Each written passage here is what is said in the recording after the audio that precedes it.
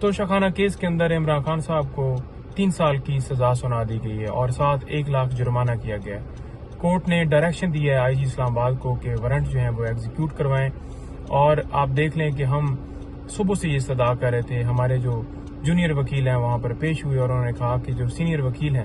وہ دوسری کورٹس میں مصروف ہیں، تو جب تک آتے ہیں آپ مہربانی کر کے اس میں انتظار کریں، آرگومنٹس وہ آج ہی کریں گے۔ لیکن 12:30 بجے فیصلہ سنا دیا گیا، حالانکہ جو کورٹ ٹائمنگ ہے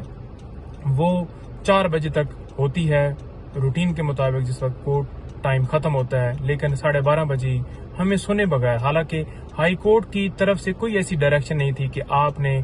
1 دن کے اندر اندر ہی جو فیصلہ سنانا ہے، بلکہ یہ کہا گیا کہ ان کو سنا جائے، اور ہم نے یہ نہیں کہا کہ ہم پیش نہیں ہوتے یا ہم آرگومنٹس نہیں کرتے، بلکہ ہم نے یہ صدا کی کہ مہربانی فرمائیں اور ہمیں جو ہے وہ